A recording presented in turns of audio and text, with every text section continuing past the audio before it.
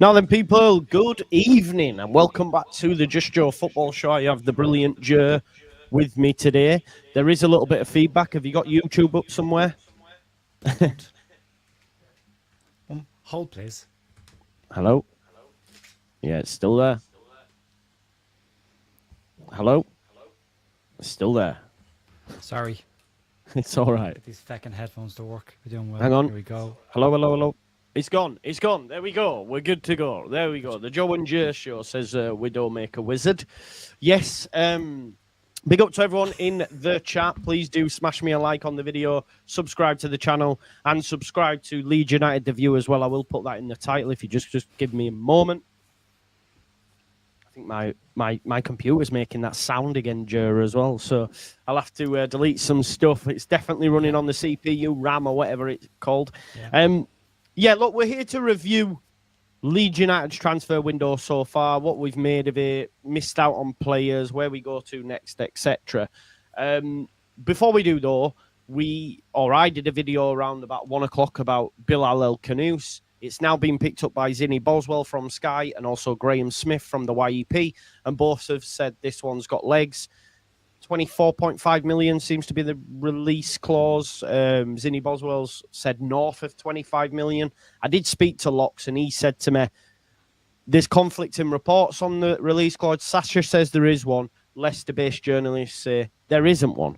So I don't know what's actually happening there. So it's going to cost 25 million plus is what I'm probably reading into it.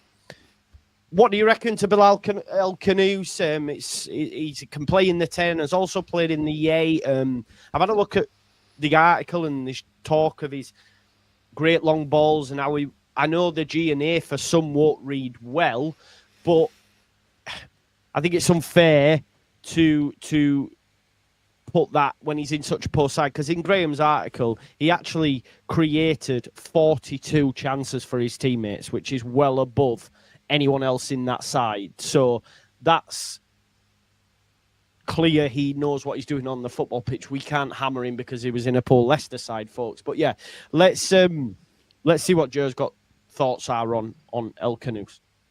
I think he's a really good player. I think he's an exciting player. People want a marquee signing. They want someone that's going to excite them. I think he has that in his locker. He's a busy player. Looking at his heat map from last season, he spends a lot of time on the left. A lot of time on the left. The more darker red areas are all the attacking left-hand side of the pitch. So maybe Leeds are looking at him as maybe changing his system, his position slightly and making him the inside forward and making him come inside a bit more. It's very, very possible. He's very good when he comes in off the left. So that, again, that ties into what they were looking for at Paqueta. You're right on the G&A stuff. If you to look at the G&A, it's not going to get you excited. But no. I was aware of that, having watched the stream earlier on. So I've had a look and I tried to get pre-assist stats and they're not available, but you do get two other statistics that are GCA, so goal creating actions, and SCAs, which are shot creating actions. Outside of his 3 assists last year, he had 7 additional goal creation actions, so what should have been goals. So his assists should have been technically a double figure of 10. They were classified as 1 XG, and they weren't finished. So that's not on him to finish them. Yeah. But he did create those actions, and he's had 78 shot creating actions, which would be the pass before the assist, where he's created the move to get the shot away in the first place. So that's very high as well. He's 21 years of age, so he's growing with it as well. Sorry, mate. I thought I was getting this as well. I think there's quite a lot of static, Joe. It's not my Let me change it. No sound from Joe. People are saying some of the saying there's only sound on the left side of the rear, not the right side. Oh, it's gone.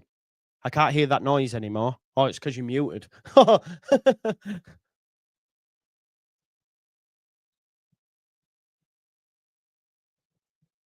Yeah, I was getting static and that. But some are getting it, some aren't. But I was getting static and only sound.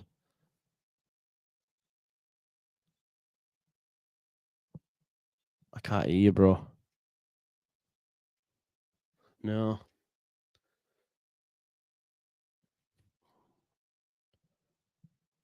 Okay, no worries. Joe's gonna jump back out and jump back in. I thought I was getting sound. I was thinking it's my computer, but it wasn't. But some can hear, some can't. But you can hear me all right. Yeah. Hopefully that's yeah. Okay, there was a bit of static. Well, hopefully yeah, I'm just going back.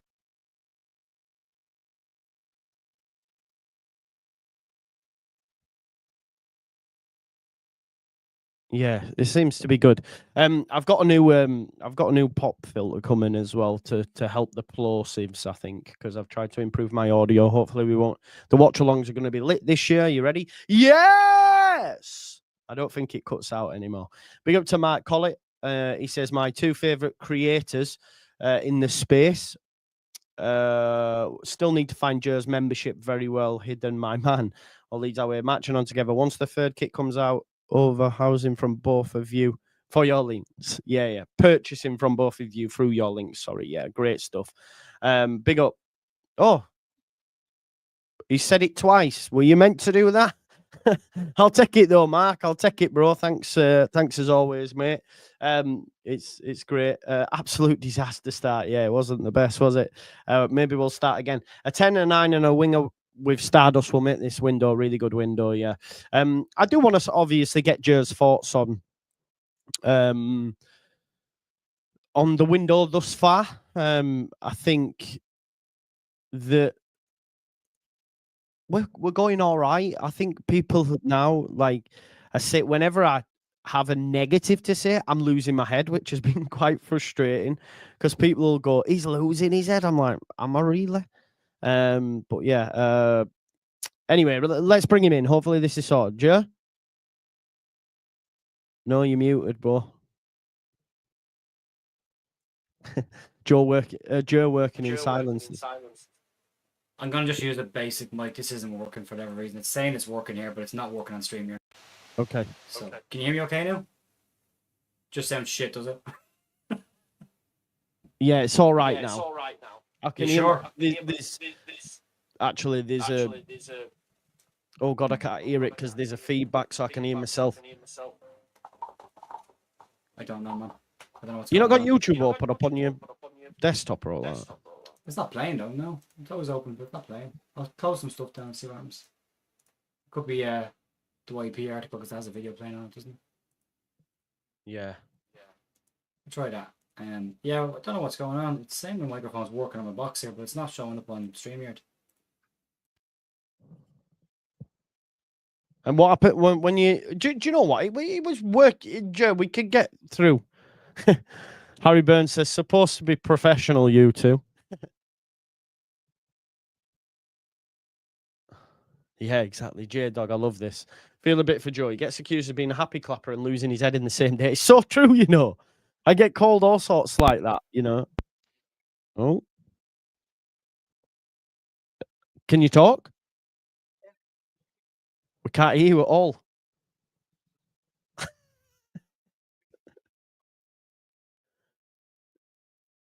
Joe's getting... I can see Joe's like me. He wants to just throw his computer at the wall.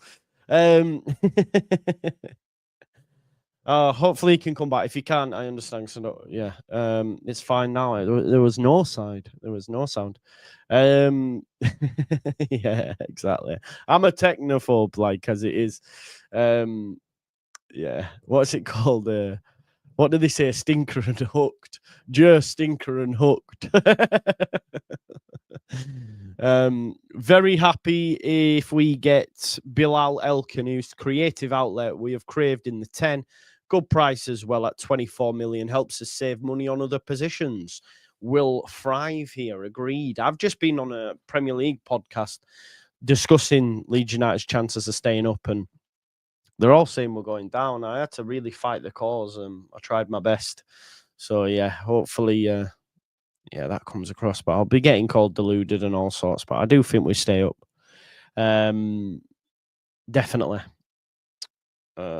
Mitchell Brothers to Chuckle Brothers, yeah. Cheers, Mark. Thank you very much, mate. He's only 21 as well. That's a key point to remember, is that he does have the opportunity to he has the opportunity to get a real sale value, to get quite a big real sale value.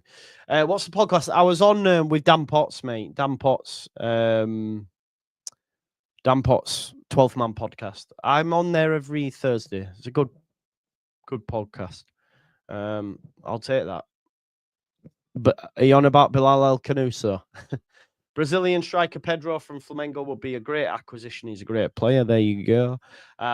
They are, mate, but people still think they'll stay up, but I can't have it.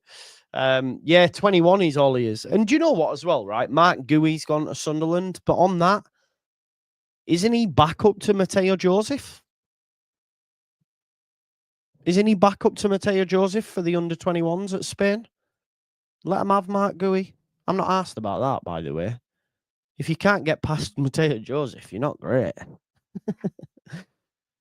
Abdoulaye Doucouré is in talks to join Saudi club on a 2.5-year deal. Wouldn't have minded him at Leeds United, but hey ho. Oh, right, okay. Well, then he's not back up, then, is he? There are 6 clubs in the mix for relegation. Agreed. Under 21. Just a point on Paixão, Joe. If he was as good as well, thought we didn't any. No, yeah, they've been interested in him in the past. You should again. If a play, I don't like that narrative when people say, "Well, if he were good, why don't so and so want him?" That means nothing. By that logic, Leicester should have never signed Riyad Mahrez and N'Golo Kante from French lower divisions. I mean, them two were all right players. And if, you know what I mean? So I just don't, they should have never gave Vardy a chance when he was at Fleetwood. Do you know what I mean? Like, I don't like that, but hey, whatever helps. Joe? How are you? Perfect. No idea. No. Just turned everything off and on again. You changed your background. Maybe it was the background. No, it wasn't. It's the only one I could find. Everything shut down, so I just closed everything down and restarted everything again. Oh, it's perfect, mate. It's perfect. There we go. It sounds crisp. Apologies, everyone. It's all good, man. It happens, doesn't it, mate? Mitchell brothers, aren't we? Talk to me then. El Khannouss, you were saying about the stats. Yeah. So basically what I was saying was 21 years of age. He's already got a full year under his belt in the Premier League. Yeah, he was with a very, really poor side. Leicester didn't really bring in the kind of players they needed to bring in to survive, but he's still at a decent output. But I agree. If you look at the G&A, you're like, yeah, he's not really giving you the numbers you were looking at with a Paqueta. And is he the alternative to Paqueta? I think he's of a younger age. I think he's got a higher ceiling. Locke said that earlier on when he was talking about him. But I wanted to kind of see what the pre-assist numbers were like. Like, what are the... If it's the MLS, you get the pre-assist numbers like that. No problem. You can see the impact that he's having, but you don't get them in the UK. But what you do get are 2 other statistics that are closely tied to that. One is what's called GCAs, which is goal creating actions. Another one's called SCAs, which is shot creating actions. So the goal creating actions are what should have been assists, but they were missed. So 1 XG essentially, or a very high XG goal scoring opportunity that he had the ball in for that wasn't finished. He had 7 additional ones on top of the 3 assists that he got. So that would have put his assists into the double digits for last season, the Prem, which then all of a sudden it's a much more positive conversation. But he also created what they call 78 shot creating actions. So these are 2 offensive actions leading directly to a shot, such as a pass or a dribble. And he's 78 of them last season. So he is creating opportunities for people to score. They're not always taking them. And it's this argument about saying, like, if you look at any team that's relegated, why would you take any of their players? And you look at Leeds, and well, Jorginho, Rutter, and Somerville both got big moves on the back of being in the championship with Leeds. It's not every player in that team is responsible for that. And if you surround the better players with better players, then you see more from them and you get more from them. So for me, I think El Khannouss is a good signing. I think that the fee's good as well, right? I think. Considering what Leicester paid from last year, it's a slight, very slight markup on that. And he's got Premier League goals and Premier League assists. He knows what the league is all about. And you would expect every year a player spends in the Premier League, especially at his age and his ability, to get better every single year. I think as well, Joe, his resale value for Leeds could be massive as well. If you get 3-4 seasons out of him and he's top notch, then the resale value is all there as well. Yeah, absolutely. My only concern is, if Palace and that are serious, I don't think we get him. I think this is where some of the meltdowns happen that I tend to usually just sit back and chill out and wait and see what the fallout is from them, because we're a newly promoted club that have spent longer out of the Premier League than we've ever spent in it, if you combine all the years together. You've got teams that are more established than us in the Premier League. I won't say bigger clubs, but if I say more established, teams that have been in the Premier League longer, who are higher up the table, who've got more years behind them of being consistently stable in the Premier League.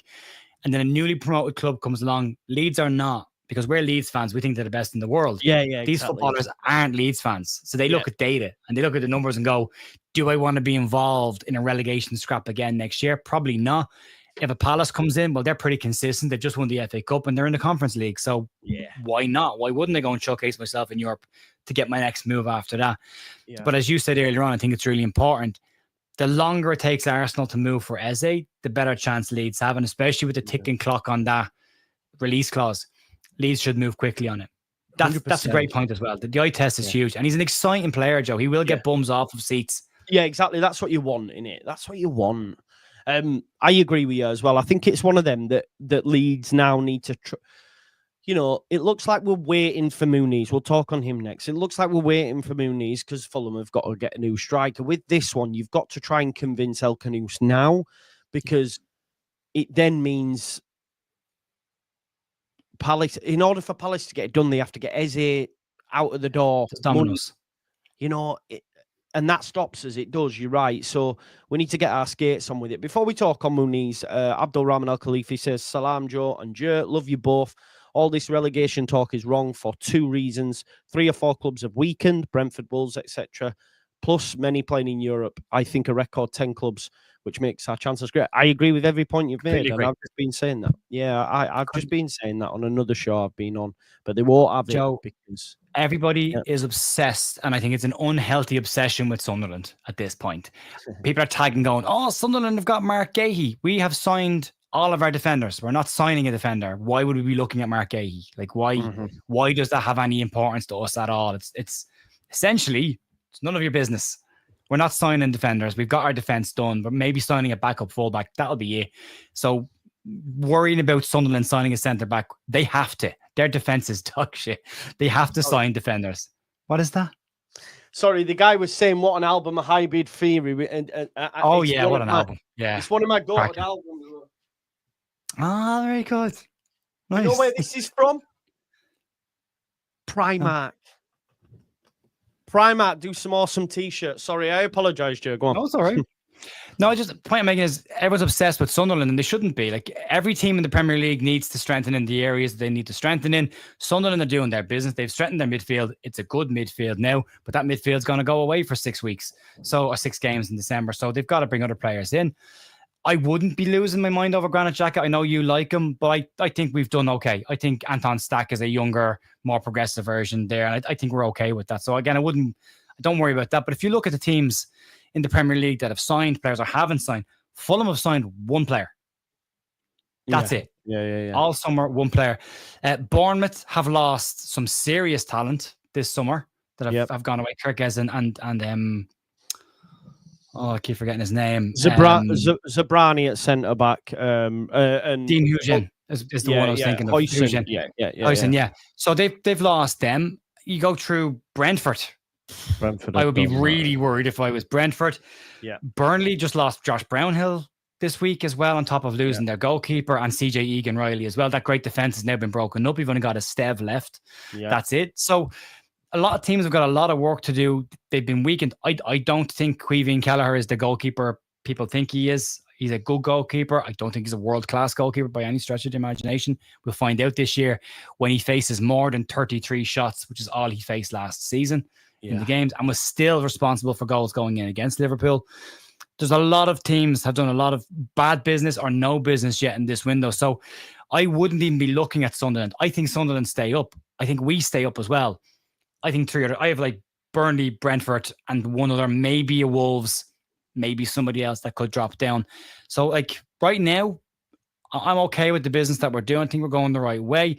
Wolves have lost Kuna, Aït-Nouri, Semedo. They're gone.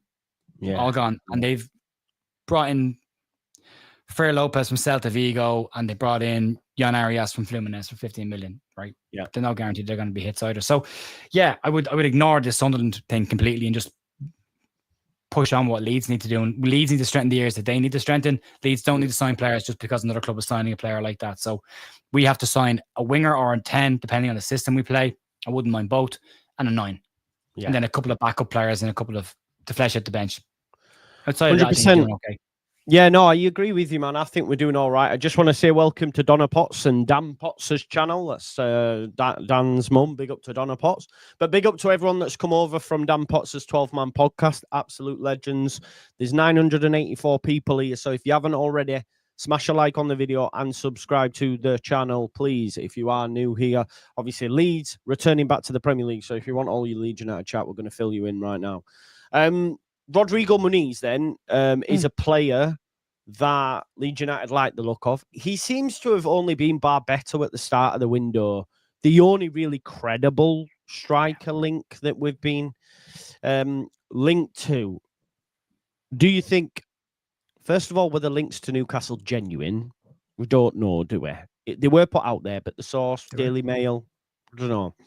And then, would you be happy with him as the 9, and then have Pirro, Mecha, and Muniz as a 3? Daily Mail have been more missed than hit this summer. You're completely right. honest, Yeah. they've missed an awful lot. And the article, again, people tend to just react to a headline. If you've actually read the article, it said that Newcastle inquired about him. That was as far as it went. Mm-hmm. So we inquired about him as well and put a bid down. We were told he's not for sale and your bid's rejected. Newcastle have asked about his availability, likely being told he's not available. Move on. So that's as far as it's gone so far. So I wouldn't be, again, losing our heads over. And if Newcastle come in, you've lost them. End of story. You move on to your next target. The Champions League football, end of story. I would like Rodrigo Muniz. Do I think he's the finished article? No, I don't. I would far more have a more established, proven Premier League striker, but every single team wants that, and there's not many around. Will he grow into that? I think there's potential to do that. He's a good player. He's on the ascendancy in his career right now. 24 as well. It's a good age for growth in it, you know. Yeah. And he's scoring goals. He's already scored goals in the Premier, and he's shown he can do it, and he wants that opportunity to be the main man. You get that at Leeds. But that's going to come late in the window. Leeds have been very clear throughout the entire window, if you read all the bits from Graham and Barron, that the big transfers or the bigger moves will come late in the transfer window. So freaking out that we haven't brought a striker in right now. The club have already told us it's going to be late in the window. So wait. You're going to have to wait for them to get these ones in. Yeah. And I'm okay if they wait as long as they get the right ones. Yeah, Vic's right. His goals per 90 are steady as well. They're not nothing to be ashamed of at all, and they're only going to get better, you would imagine, as he gets older and more experienced. So yeah, I'd love him. I think he'd be a good striker. I think the money's going to be interesting in how much we can go. I know Fulham are in the market for another striker. That will potentially loosen him up a little bit, because they'll probably still go with Jimenez this year anyway, for at least another year. And Silva likes Jimenez. So yeah, I would have no issue with Rodrigo Muniz at all. I think he'd be a good player. But I do think Joel Pirro's come back for the pre-season a hell of a lot leaner than he went away. Yeah, agreed. He looks a half a yard faster. Yeah, I genuinely felt that as well, mate. Every time I look at him, I'm like, okay. And he's moving. He won the bloody bleep test. Do you know what I mean? That's a lot to be said last year. No, definitely not. Just wanted to, I want to get your thoughts on the Paqueta deal and the fallout from that anyway. But let's say Leeds United do wait and don't get the man. Yeah. From an optics point of view, doesn't look great. This is a thing, like, what I'm finding at the minute is I'm critical. I say I'm losing my head, and then I get called happy. There's no middle ground. I just want to have a conversation about it. And I think my thing is, I was well thought, and I still don't criticize the club for waiting on Paqueta. I think they were right to do so, because if they'd have got him, wow. But then everyone goes, oh, we're done. And it's like, well, we did just sign Stack last week. Like, relax. Like, 2 players last week. Yeah. 2 players. Where do you stand on that? If they wait and don't get him, optically it don't look great, and you know, and then obviously the Paqueta deal, the fallout from that. He wanted Champions League, we couldn't compete, unfortunately. And it was that simple. I mean, his agents have said today in the interview that he's done that it was a really tough decision to make, because he had agreed terms with both clubs. He was happy with what Leeds were putting down. He was excited about Leeds project and what they were planning on doing over the next couple of years. But he wants to play in Champions League football, and Leeds can't guarantee him that for whatever amount of years. We can hope we'll get it in a couple of years, but you can't guarantee that. So he's taking it now, and he's gone. I mean, Leeds did everything. Rafinha, Lucas Perry. I mean, they couldn't have got more people involved with this to try and bring him in as they could. Lucas Perry spoke to him for an hour on the phone to try and convince him to come, and at the end, he literally said it was Champions League football was the deciding factor. And we don't have that. And we have to accept where we are in the pecking order right now. And unfortunately, we've got to, deal with the fact that we're not the biggest club in the world. We're not the biggest club in Europe, considering not on fan base, not on history, not on stadium, but in terms of where we are in the league and what we've been doing over the last couple of years. We spent the last 2 years in the Championship, and the previous 2 years before that, we were in the relegation dogfight both years. So the last 4 years, Leeds have done nothing, So that has to be taken into the equation.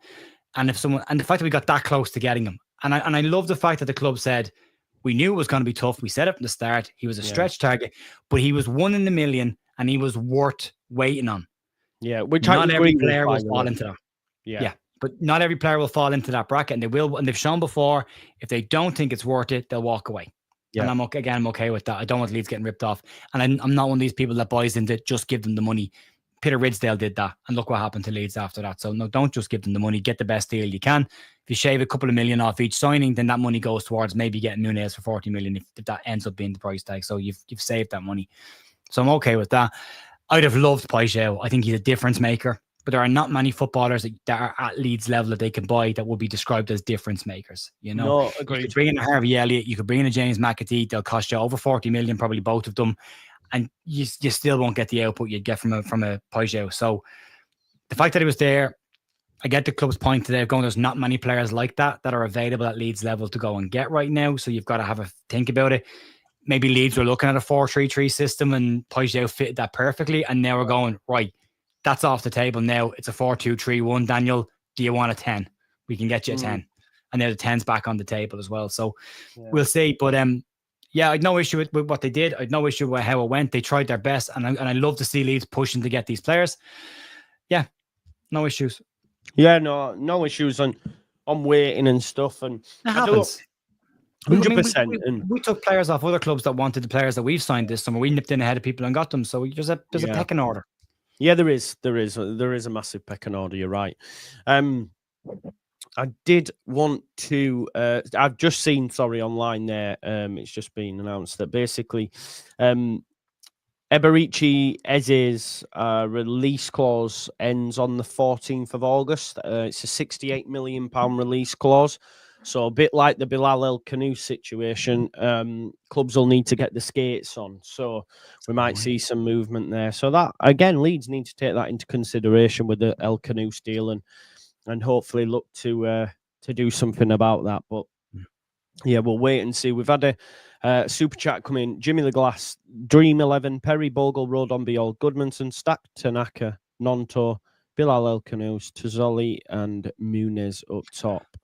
I wouldn't say no to Victor Sigankov. Now, I watched Lockie's video this week, and if you haven't seen Lockie's video on the wingers, you should, because there's some brilliant spots in that. It's an excellent video. But he mentioned Sigankov. He's not as big a fan of Sigankov as I would be. He's more of a tight area winger. But apparently he's in talks with the Premier League, an unnamed Premier League club, about a move currently. Now, I'm sure it's not us, but there are players out there that we could bring in that are better than what we've got. But I'm also glad that the club are not trying to just buy the same level of what they've got. They're looking to improve it. Whatever comes in has to be better than where we are. And I think what we've got in the background are fine. I think we've got decent level, definitely lower end Premier League level wingers. No issue with them at all. Nonto was brought in as a Premier League player. Dan James was a Premier League player, so fine. Do you think them wingers are enough? Because I disagree. Not enough. Not enough. But I think if you look at it as part of a squad, I think having a four. Let's again, for example, let's just say we had got Paqueta. You've got James, Nonto, Paqueta, Ramazani. Fine. You've got good cover there. Ramazani, I think, will get better over time as well. I think the Premier League might suit him a little bit more. Willie Nonto's already shown in pre-season that he's come back like a demon. Like, he's far more involved. And he struggled in the Championship when it was tight and low blocks and he didn't have space. He'll get that space in the Premier League. Yeah, so he's only going to get better over time as well as he grows. So they're there. Dan James got experience in the Premier League already. Was fine at Manchester United for half a year in a pretty poor Man United side, and I think he's improved under Farkas. So I've no problem with them being the base of what we've got. If you can add a couple of special players to that, then they elevate them as well, and it all looks fine. So I think we've got a decent squad, but it needed a strong new spine, which it's gotten, and it needed a bit of flair, and I think they're trying to get that. So I think it's going the right way. But come here. that doesn't say to me though that Leeds are going to be a top 6 or top 10 side. I still think it's 15th to 17th is the battle. I think you're trying to bring your squad up to that level because the gap is such a big jump from the Championship, and then next year you're hoping you can take it on to the next level above that again. Yeah, I think what we've done with the midfield, and we've seen like the Brownhill stuff today. He fancies the lead. Well, so what if he fancies the project? I think free transfer. 100%. I'd take him, mate. Please know that. I just think Joe Donahue, maybe his clicks on his new job at 442 were not great, and I was like, no, throw Leeds in there. It'll get some clicks. I haven't heard 442 since the 90s, mate. So I stopped reading it when I turned 20. Call me cynical, but he likes Leeds. He's into Leeds. Bam. There you go. So, and I've seen his link to Florian Luiz as well from a player from Portugal. But again, I think now, I don't know about you, Jay, the midfield's sorted because I think it's done. Yeah, same. We could, even if we go for a free, Bilal El Khannouss could play on the left of a free. Aronson's got to be taken into consideration with that also. Plus, he was very good on the right against Paderborn. Yeah. No, it's Paderborn, but he played on the right. I've wanted to see him on the right wing for a while since Crystal Palace the year we went down. He was very good against Crystal Palace on the right wing. I've wanted to see him out there because I think he's a better winger than he is a 10. Yeah. And he put a whopper of a cross in for Leeds in that game as well. Cracking cross and beat 2 players and smashed it across the box. So, yeah. More that, please. Yeah. So, midfield sort of defence, how are you feeling on that? Fullback cover needed. Yeah. What about James Justin? I think that'd be a great buy, Joe. Jaffa Tanganga or James Justin would be fine for me. Yeah. Exactly that as well. Jaffa Tanganga's got a 2 million release clause. Yeah, exactly. For a Premier League club. I know. It's a no-brainer for me. He's very good against us last year. Yeah, it's a no-brainer. I'm seeing mixed reports. Apparently, Eze's release clause expires tomorrow. Let's just say 14 days from now. I'm confused. 1st of August. Something for his release clause expires 14 days before the start of the season. Yeah, I'll find out for you. Oh, so would that be what's 14 days before the start of the season? That's in 4 days' time, right? 2 weeks before. 2 weeks before us, yeah. No, tomorrow. Yeah, because 2.5 weeks. It is tomorrow because the start of the season is Liverpool versus Bournemouth on the Friday. So his release clause is 68 million. So it says here, Eze's release clause reportedly in and around 67.5 million, 68 million, is set to expire before the start of the Premier League season, which kicks off on August 15th. Tomorrow, I think it's. This tomorrow. Means any club that wants to trigger the club must do so before that date. So it's before the 15th. So the 15th of August it expires. Yeah. First day of the season when it expires. 2 weeks before that, though. 2 weeks, sorry. 15th. Yes, they're saying the 15th of August there, but that would be the week of the start of the season. So that's not right. What do you make to the? Because as soon as the Paixão deal was dead, we were linked to Jota Silva. We were linked to others. I'm seeing another report here from Get French Football News. Bournemouth, Leeds, and Atalanta keeping tags on Jonathan Rowe. That's doing the rounds again. We're gonna get. Why would we buy the winger that Marseille replacing with Paixão? Yeah, exactly. We did a stream the other night on this, and we're talking about applied logic to these. So if you if you look at the three wingers, they've all been kiboshed already as it is anyway. But there was what was in common around all three of them is Jota Silva, 5 starts last season, 3 goals, 1 assist, is for sale. Yeah. Johnny Rowe, 6 games, 3 assists, is for sale. Yeah. Ricardo Sottle, 9 starts, 1 goal, 1 assist, is for sale. So they're all up for sale. Igor Paixão, 34 starts, 16 goals, 10 assists, not for sale. Leeds went after him. So the other 3 just tell me this is agents putting their name out there and trying to get some links. So I agree. You look a layer deeper on this and you go, it's funny that all of a sudden Leeds have gone for players that haven't been for sale and are looking at raising the ceiling and the floor of the team. These players wouldn't even beat what Leeds have right now. No, I hear you.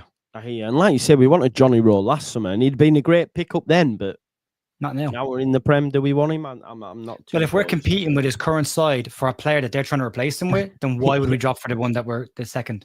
Here's your dream woman that you can have right now. You've got a chance, but if you don't get her, there's a couple of other options back here that you can have that are a bit lesser. Yeah. We're replacing her with. It doesn't make any sense. Yeah, no, I agree with you, mate. It doesn't make any sense. What in order for this window to be a success, which it's been a success so far, what do you think are the missing pieces that we need? A left winger. Would you mind if it was a right winger? We've all right footers in our team currently. So we need a left footed, yeah. I think we need a left footer, but it depends on the profile. If you're looking for a left winger to come inside and shoot, then it's a right footer that you want there. I think Willie Nando could do that job quite well, actually. I think that actually suits Nando. But I'd like another winger there because I'm not including Jack Harrison. I don't know what's going to happen with him, but me and you differ on our take on Jack, so we'll park Jack. Do you think he'll stay? Based on what you I think there's a possibility he stays because I don't think anybody else wants him. Yeah, I don't want him. But I don't think anybody else does, you know. He wasn't appreciated by the fan base, apparently. You know? I would say that differs. I would say he was appreciated when he was here, when he was playing. Yeah. He didn't think so. But I would want another winger there. And the fact that Leeds are looking at a winger in the first place on the left-hand side suggests that he's probably not guaranteed to be around.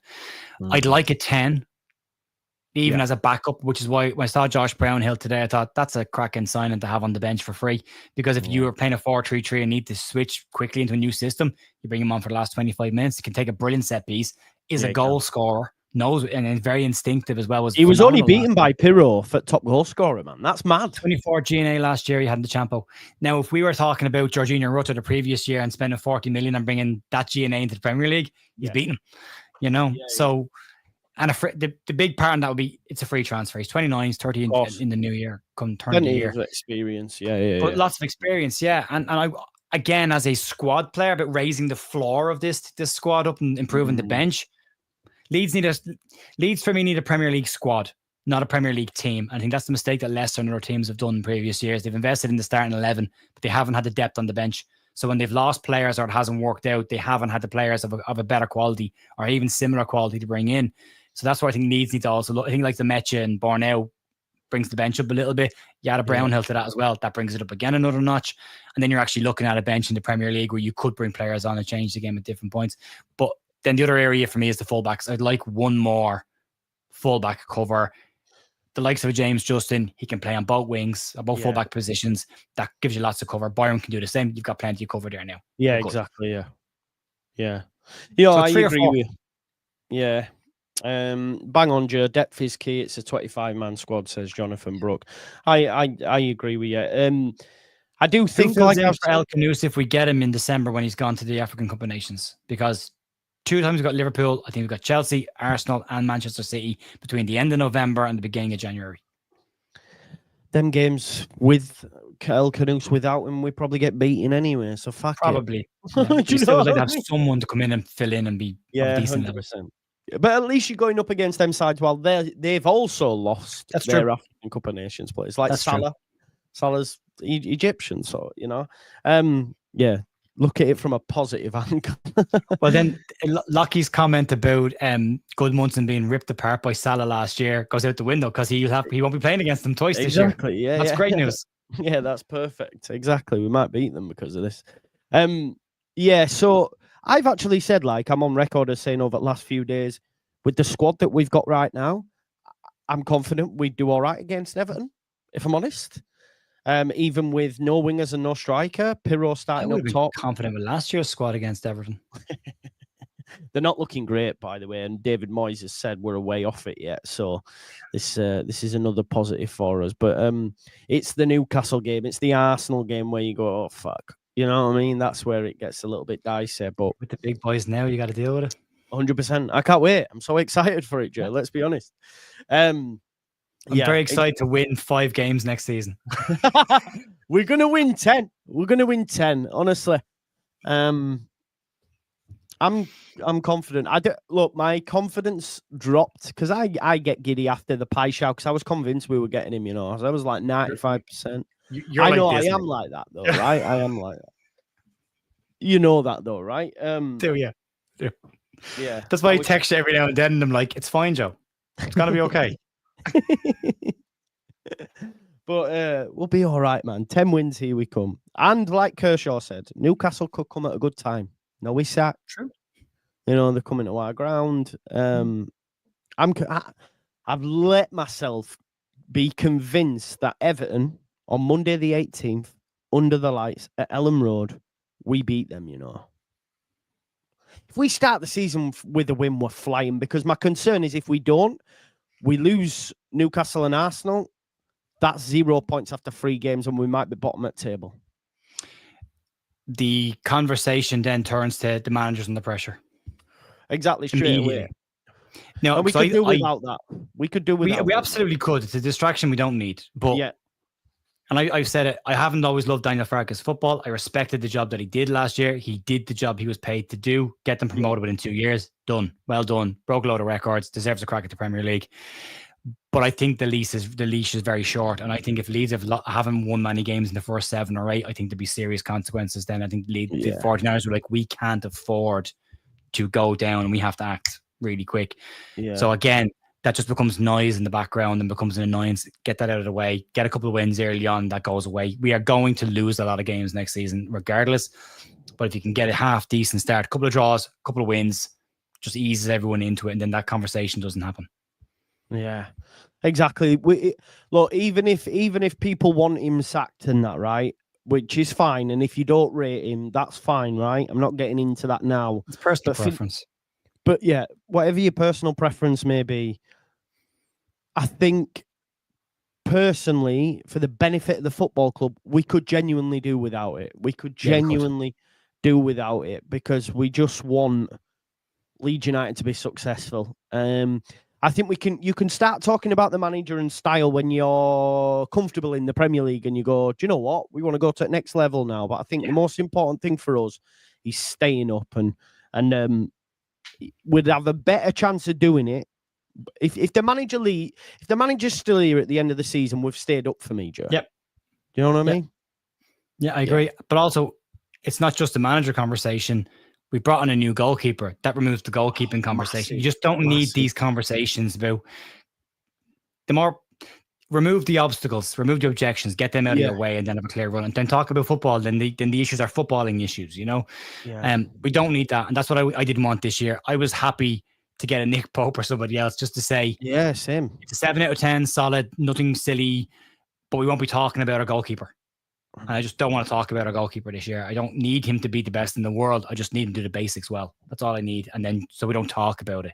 And again, it's one less distraction to be focused on all the time, you know, because you want to be able to focus on positive stuff around the club, and the club having the positive feeling around the place, and then pushing forward and moving on. And 100%. That's what we need. What have you made to the Bamford thing? Because I'm surprised that Farke's gone like pretty hard. Because again, that shows that he's not here to mess about. The fact that he's come into Prem and said, yeah, he's at home, he's training with under 21s, he's not wanted. Are you surprised by that? I'm surprised at the severity of it. Yeah. It's also Greenwood and Gelhardt have been told you're 21s. Yeah. So in other words, find a new club, lads. I think with Bamford, it was a case of you're not sticking around and sit and winding down the final year of your contract. So when we're going to remove the option of you even being in the squad, to think that you could potentially get back in at some point, that's gone. Take that off the table. You are not part of our plans. You will not train with this first team. You will not be on the bench. You will not be in the squad. You're 31 years of age. If you want to spend a year in the stand after 2-3 years on the sideline, fair enough. But you won't kick a ball, and then best of luck finding a club the year after having not played football in 4 years, better part of 4 years, played a handful of games. So I think they're forcing his hand as well to say, we need you to move on as well. Yeah. So we're not going to give you the option. You're going end the story. And I think it's the same with Joffy and the same with Greenwood as well. Yeah. Scoobs, big up my man. He says, I think it's an attitude thing with Bamford. Otherwise, I don't think that is the case, because I think it's a ruthless thing with Leeds. Yeah. One thing I'll say for Bamford is he's out there playing against Hartlepool midweek, getting beat 3-0 while they're in Germany. You know what I mean? So he's going and playing for these. Yeah. And same can't be said for Matteo. We're not going to get into a debate on, what's going to happen. Debate. I agree. Yeah. Oh, no, I know you'd agree on that point, but how do you see that unfolding, by the first? Is he still a Leeds United player? Is he out the door? How? Because I could see the 49ers and Farke being the type that they won't they won't give in to a player's demands. We saw that. We saw that with Nonto. If they feel they're not going to get paid correctly or loaned with the right terms, they'll just say you're staying tough shit. So how do you think that situation unfolds? Well, I people that watch my channel will be sick of me saying this, but I think Real Betis' grubby little paws are all over this. I've talked to some Manchester United fans and they can't stand Real Betis and how they conduct themselves in transfers. They the Anthony stuff. If you look at the Spanish FA, they've not been overly impressed with their conduct, and even the media have commented on their transfer strategy. Sport Witness labelled it as deliberately slowing negotiations to try and get a player at an unreasonably low price. Now, if you look at Diego Llorente and Mark Rocket, they agreed options with Leeds, and then they reneged on those options when Leeds didn't get promoted. And for me, the reason why they're all so keen to get an option in it and not an obligation is they're banking on Leeds getting relegated. And at that point, then they negotiate the option down to get a player for a bargain price.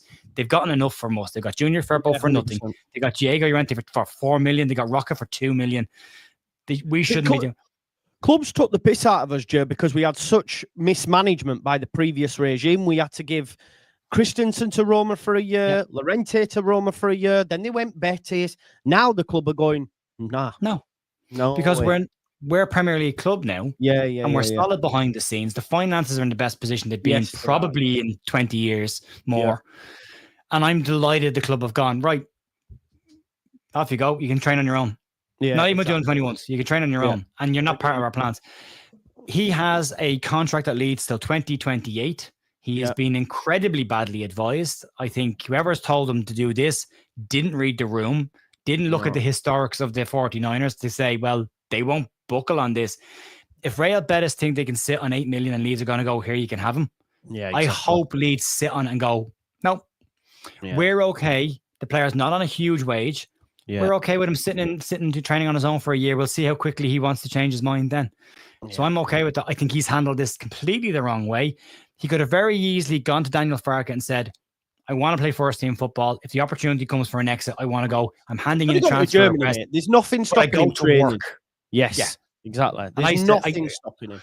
I keep using the same analogy on my channel of like, there's days where we all wake up and like, I don't want to go to work today. I'd rather do anything than go there today, but you've got to go to work because that's your job. Somebody 100%. Else said to me, he's potentially in breach of contract. As long as he's turning up to training on his own, he's not. No. But the club don't have to deal with him. And I think the club are doing the right thing. I would sit on my hands on this one and I would say it's 13 million or he doesn't go or you can have him for a straight up loan move, but you're not getting an option or an obligation. That's black and white. That's our terms. We have had to wait for other clubs' terms to get the players that we wanted. We've had to negotiate for a long time. We haven't gotten all the players. Why should, great point. Why should we be bullied anymore by these teams? It's true. So no, I can sit on your hands and wait this one out. And if he is still a Leeds player come the start of the year, then the 49ers get a pat on the back for me on this. 100%. I've just seen, by the way, while we're talking about Bamford and Gelhardt, Leeds United under 21s beat Norwegian side Lynn 1896 10-2 in a pre-season friendly. Joe Gelhardt got 4, Greenwood 2, Bamford 1, Lewis Inaro Marcus got 1, Ollie Pickles got 1, and Lewis Pirri got 1 as well. Ollie Pirri's 21's nice. Yeah, so Gelhardt scoring in pre-season. I think they move on. I think Gelhardt will get a move to the Championship, I'm sure. Stelis likes him. Yeah, exactly. Sheffield United. So, yeah, it's a good point. Rajiv makes a good point. Bilal technically solves the free kick taker. That's something I did think about when I saw the article on Paixão, because they made that point that set pieces, etc., corners was another reason why they wanted him. So we do need that in our side because we've got all these giants, but no one can take a fecking set. They can't. Who's our set piece taker as it stands? It's Jack Harrison. Do you remember that Harrison and Aronson connection? Exactly. That's it. It's this for 5 minutes and then smash it into the wall. We genuinely don't have a set piece taker, do we? So that needs to be changed. Yeah. Brendan thinks he's a set piece taker. He has the stance and he has all the moves and then he skies it. But definitely doesn't. Yeah. Brownhill also, that's another one for me. We would tick that box as well because he takes a crack of a free kick, you know? Yes. I don't see us doing that though. I think the midfield locked off now, Joe. I think you're right.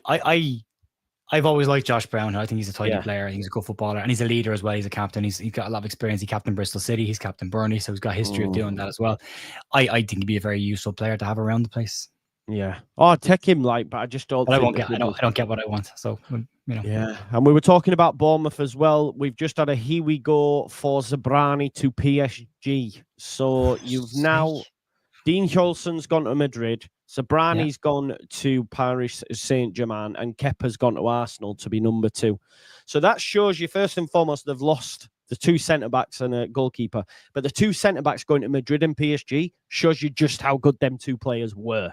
So, like, how do they replace them? Can they replace them? Watch this space. So, yeah. That's so good. Ignore Sunderland, start looking at every other club beginning with B. And the hemorrhaging players. And then you've got Wolves who've been stinking the league up for years. Yeah, exactly. Kirkes at Liverpool. Sorry, yeah, the left back as well has gone. So they've literally need 3 new players across the back line. They were big players for them last year. They've lost players that were impactful. Like Aspilicueta in goal was very, very, very impactful for them. Kirkes is a quality left back. Yeah. And Hushan as well, very good centre back. So he is available. He is. Listen, folks, I don't know. Jay, is there anything else you wanted to touch on? I don't think so. I'm happy enough with where everything is going. I think we're doing all the right things. We just get the last 2 boxed off, the 2 kind of sprinkles on the ice cream. I keep saying, get the fancy stuff in now, and I think we're golden. 100%. But I still don't think you're looking at a mid-table finish. I think people need to just, regulate their expectations on this. I've been on Premier League shows saying we're getting Conference League. I heard you say that, and I put my hands over my face when I saw you say that. I was like, oh God, he's in for disappointment, isn't he?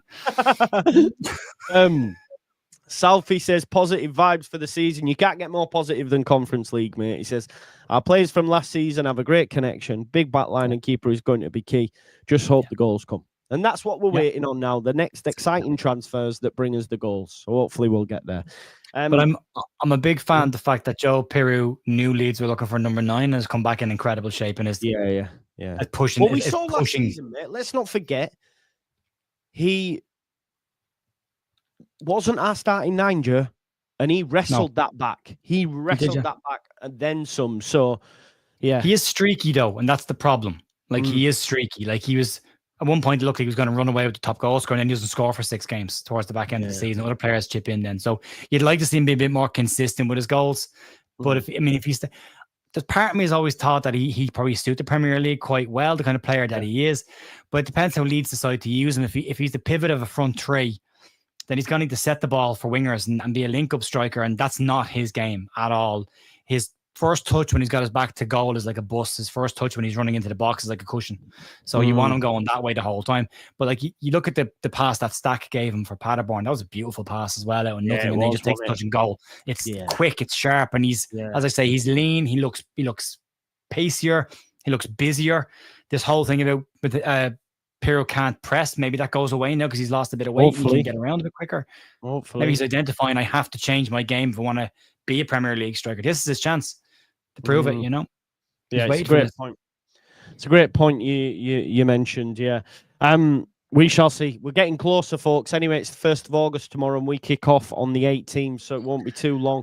The League One's back this weekend, Championship the next weekend, and then we're back. So proper football is coming back, which is great news. Right, I think we'll leave it there, Joe. Sure. Joe's channel is in the description. I couldn't fit his channel on the title because it's a long title, and you're only allowed 100 characters, but it's the first in the description. So go on over and check that. Thanks as always for watching. That'll be it for Rest It Day, unless we get some crazy news that we've exercised the release clause of El Khannouss. But I think it'll be quiet evening, folks. So I'll see you tomorrow. Thanks, Joe, for coming on, and thanks everyone for watching. We had over 1,000 for the majority of the stream, which is always good on here. So big up to you all. Thank you. I'm just going to see if there's anyone about that I can redirect to, because someone redirected to me. I think it's only fair we send on the chain. Footy Judge Moore, who's live in 20 minutes. Go on over, spam the chat. Just Joe FC, Leeds are staying up. Joe says we're getting Europa League.